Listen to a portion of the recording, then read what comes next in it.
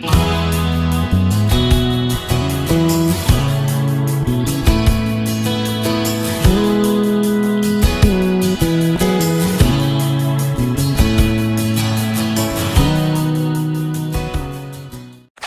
guys, it's Courtney. Today I'm going to be using a few products by Honeybee Stamps. I'm using the Chin Up Buttercup, the Sending Word from Warm Wishes, the Hugs Die, and the Geometric Stencil.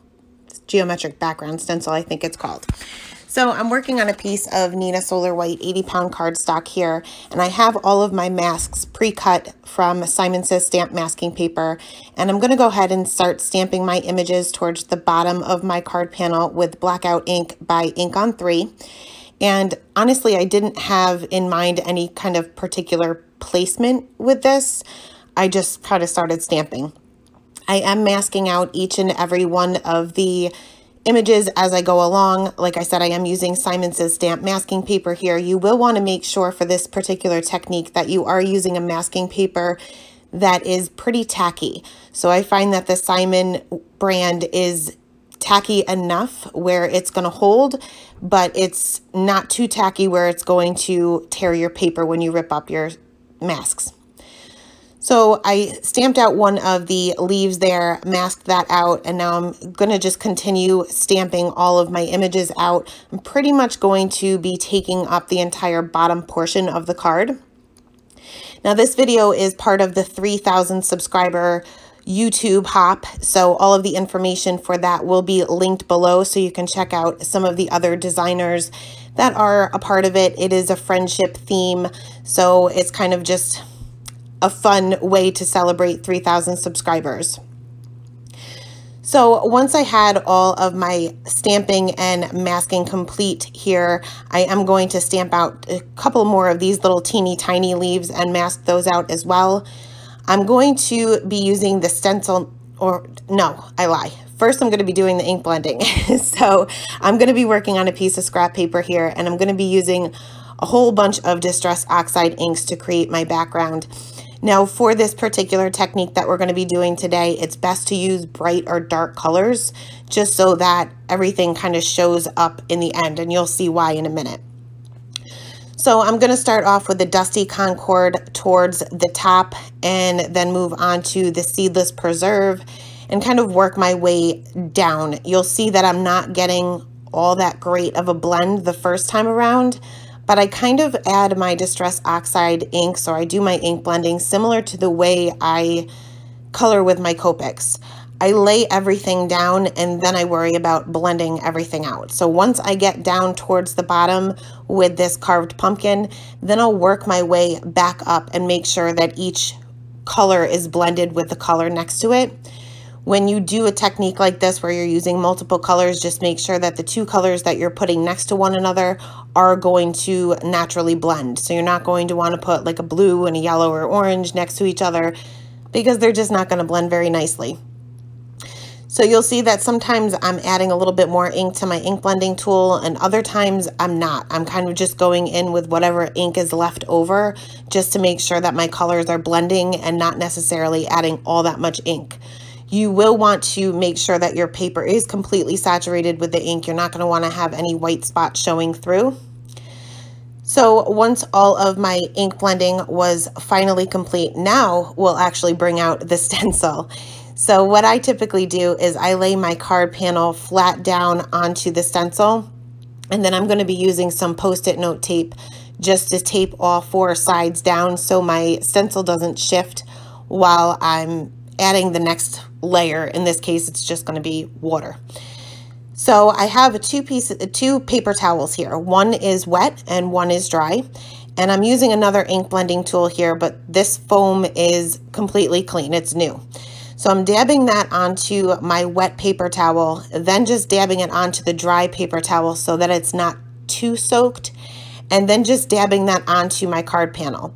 Now I know it's kind of hard to see on camera here, but you can see the water starting to react with the ink through the little openings of the stencil. Once I get down towards the bottom, I'm trying my best to not directly go over my masks because I'm not working on watercolor paper here, and these are paper masks. So if they get too wet, they're just going to tear your paper. So I'm kind of using the side of the little foam pad there as I go around my flowers, just to make sure I'm not adding too much water on top of those masks. Adding a little bit towards the top because this is going to be mostly the blank area that's going to be most noticeable. Kind of lifted up my stencil there to see if I needed anything else or needed a little bit more water, and towards the top I did. So you can see that my paper is getting pretty wet here. So I'm going to take that dry paper towel and just lay that over my entire card and kind of soak up some of that water and some of that ink that's just kind of laying there. Peel up my stencil, and I let this dry for about 20 minutes before I very carefully removed my masks. So we're going to jump into the Copic coloring, and I'm going to keep this simple. I want my flowers to appear white. So I'm going to show you the first one here in real time, and then I'm going to speed up the others. Going right in with my darkest color, which is the C5, and just adding where the very darkest areas will be. So where one petal is lying behind another. I'm also adding some shading on the base of the petals and where that one petal is kind of folded over on itself. I am trying, especially with the C5, to go around the little stamen, but once I move on to the C3 and the C1, I'm not too worried about it, because the color I'm going to use for the stamen is a little bit darker than those colors anyway. So I'm flicking those colors out with the C1, and then I'm going to bring in my colorless blender, and I'm going to flick from the opposite direction to get rid of those flick lines so that I have more of a seamless blend. So like I said, I'm going to speed this up a little bit for the next two flowers, just so that you can see where I placed my shading. And for this one, it's going to be where that one petal is folded. Actually, two of the petals are folded, and then on the base of each of the petals where it's kind of blooming out from the center of the flower.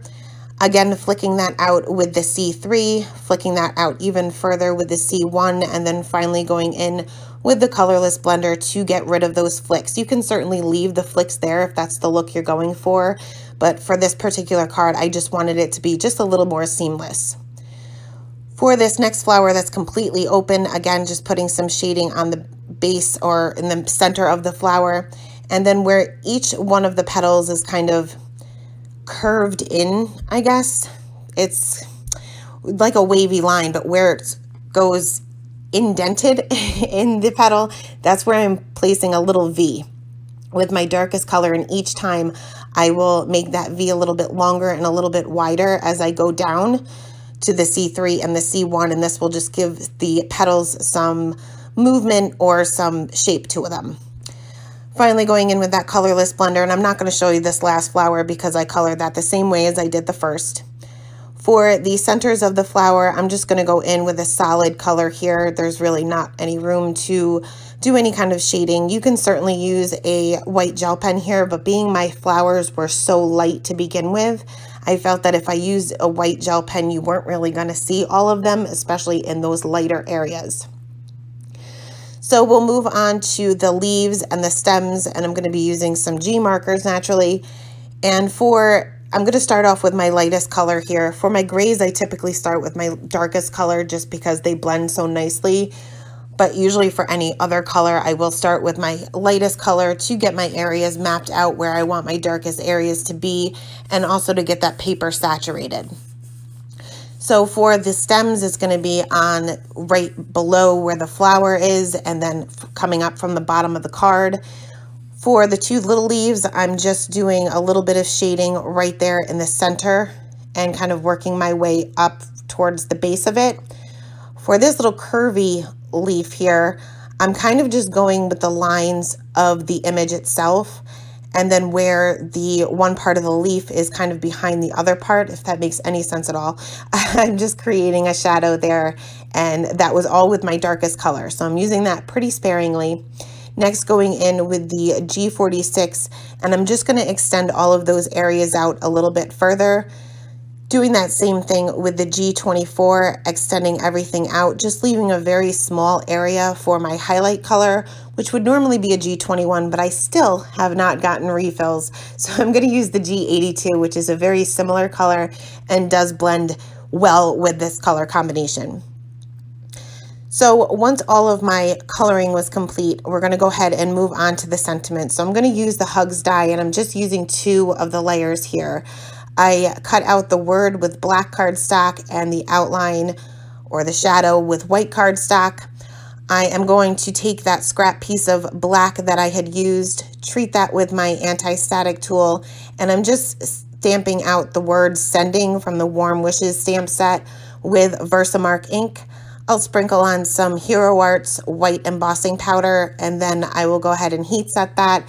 I do have my heat gun running as I'm doing all of this to make sure that's nice and heated up so it doesn't warp my paper too much.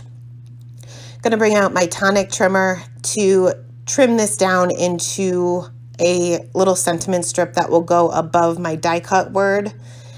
And I'll start adhering everything together. Well, actually, first I cut everything down. I lie. So I took my main panel and I ended up cutting a little bit off of both sides to kind of even everything out. But this ended up being 5 1/4 by 4. And then I'll take another piece of black cardstock just for my mat, I guess you can call it, and just cut that just slightly larger than that, but just slightly smaller than an A2 size card. And you can see my paper's a little bit warped here because of all that water that we added. So I'm using a whole lot of wet glue to adhere this to my black panel here, my black cardstock. You'll just want to make sure that this is really stuck down.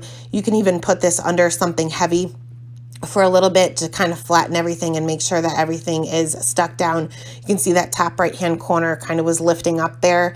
So I just kind of peeled that back just a teeny tiny bit, added another drop of glue, and then I was good to go. So I used that same Tombow Mono Multi Glue to adhere my Hugs word to the little shadow, and you can see it fits nicely. There's no guessing here. It fits. There's really only one way that it goes. So these can be, some of the ones that I've used before are kind of too intricate. These are super easy. Laid that down with my Tombow Mono Multi Glue, and then I will add some Scotch foam tape to that little sentiment strip and pop that right above my word. I did take the Nuvo Aqua Shimmer pen just to add some shimmer to all 4 of the flowers. But first, I seem to forget what I did here. I'm just using my Copic chart here to figure out what colors best match the background for where I have those little white outlines where my masks were not perfectly laid down. And I'm just using the very tip of my marker to kind of fill those areas in. They're not going to be a perfect match, but they're close enough where you're not going to notice that I had that white outline around it. So here is where I add my shimmer, and finally I'm going to take some glossy accents and I'm going to go right over my Hugs word, kind of using the nozzle to kind of spread that out. And I'm not really squeezing the bottle here. I'm just kind of letting that flow out as it normally does so it doesn't get too globby. This will take a little bit of time to dry, so just keep that in mind. But that is the card for today, guys. I will link everything below about the hops, so make sure that you go check out all of the other designers. Thanks for stopping by. Have a great day.